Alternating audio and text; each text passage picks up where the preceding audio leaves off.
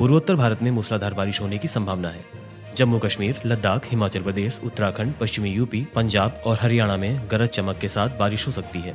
मौसम विभाग ने कहा है कि संभावित बाढ़ और भूस्खलन को देखते हुए इन राज्यों के लोगों को किसी न किसी आपात स्थिति के लिए तैयार रहने और सुरक्षा उपायों का पालन करने की सलाह दी गई है। पिछले 24 घंटे में मध्य महाराष्ट्र और पूर्वी मध्य प्रदेश के अलग अलग इलाकों में ओले गिरने की भी खबर है। इसके आगे भी जारी रहने की आशंका है, जिसकी वजह से फसलों को भारी नुकसान हो सकता है।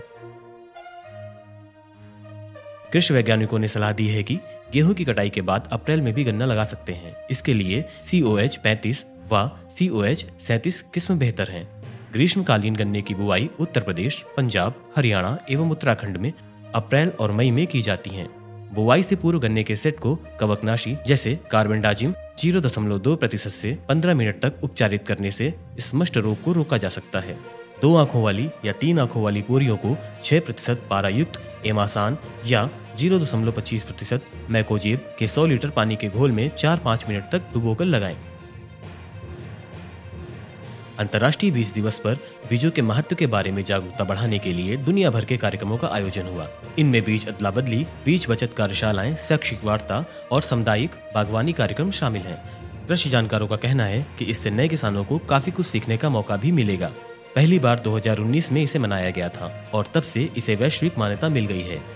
यह दिवस पेटेंट मुक्त बीजों, जैविक खाद्य और किसानों के अधिकारों के लिए मनाया जाता है। महाराष्ट्र में MSP से ज्यादा दाम मिलने के बाद भी किसान स्टोरेज को लेकर असमंजस में है।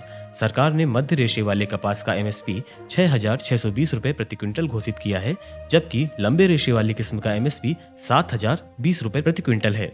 महाराष्ट्र एग्रीकल्चर मार्केटिंग बोर्ड के अनुसार 26 अप्रैल को राज्य की 5 प्रमुख मंडियों के भाव आए हैं, जिनमें से 4 में कपास का अधिकतम और औसतम दाम 7,000 रुपए प्रति क्विंटल से अधिक है।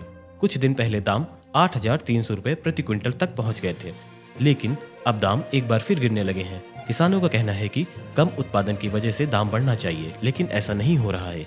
इस बार किसान असमंजस में हैं कि कपास को स्टोर करें या नहीं। मौसम की मार झेल रहे गुजरात के मशहूर आम केसर पर एक और आफत आ गई है। जानकारी के मुताबिक कच्छ के किसानों की तैयार फसल अचानक तेज हवा और बारिश के कारण खराब हो गई है। जिले में केसर आम की फसल बड़ी मात्रा में हुई है। इस साल उन्हें अच्छी आमदनी की भी उम्मीद थी, लेकिन तेज हवाओं और बारिश ने बागवानी फसलों को भारी नुकसान पहुंचाया है। इससे इसकी कीमत काफी बढ़ने की उम्मीद है।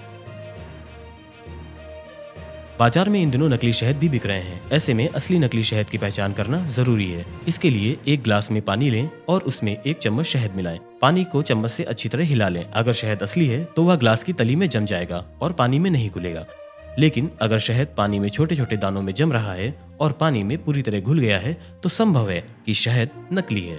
कृषि वैज्ञानिकों के मुताबिक शहद 2 प्रकार के होते हैं, एक औषधीय और एक सामान्य। अगर शहद मधुमक्खियों द्वारा जामुन और तुलसी के फूलों से तैयार किया जाता है तो यह औषधीय गुणों से भरपूर होता है। उत्तराखंड में जड़ों से भोजन लेने वाले 16 दुर्लभ प्रजाति के पौधे मिले हैं। ये पौधे चोपता तुंगनाथ क्षेत्र में मिले हैं। जीबी पंत राष्ट्रीय हिमालयी पर्यावरण संस्थान के वैज्ञानिक जिस समय जैव विविधता यानी बायोडायवर्सिटी पर रिसर्च कर रहे थे, उसी समय उन्हें ये प्रजाति मिली है। इन प्रजातियों को बड़ी उपलब्धि करार दिया जा रहा है। इस दिशा में और ज्यादा रिसर्च होगी। केदारनाथ वन्यजीव विहार से 3000 मीटर की ऊंचाई पर चोपात तुंगनाथ क्षेत्र में वैज्ञानिक पिछले 3 सालों से रिसर्च कर रहे हैं।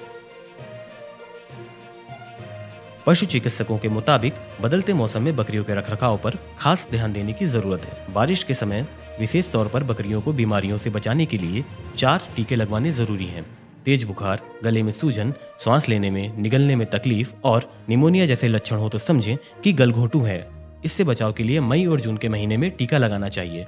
टीकाकरण की रोग प्रतिरोधक क्षमता 6 माह है। बरसात के दिनों में बकरियों के बैठने की जमीन पर चूने का छिड़काव करें। गाभिन बकरियों को एंटोरोटॉक्सीमिया का टीका लगवाएं।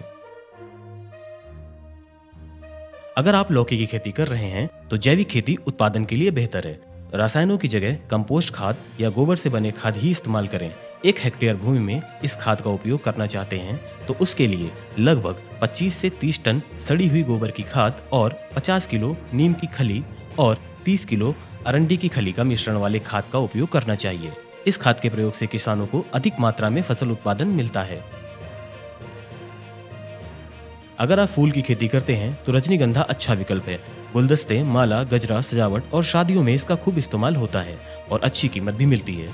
इसके लिए 1 वर्ग मीटर क्यारी में 3 से 3.5 किलोग्राम सड़ी हुई खाद, 20-30 ग्राम नाइट्रोजन, 15 या 20 ग्राम फास्फोरस तथा 10 या 20 ग्राम पोटास देना लाभकारी रहता है। नाइट्रोजन को बराबर मात्रा में 3 बार देना चाहिए। एक खुराक रोपण से पहले, दूसरी खुराक 60 दिन बाद यानी जब 3-4 पत्तियां हों और तीसरी खुराक फूल आने के बाद देनी चाहिए। खाद, फास्फोरस एवं पोटास की पूरी मात्रा बीज बोने से पहले डालनी चाहिए।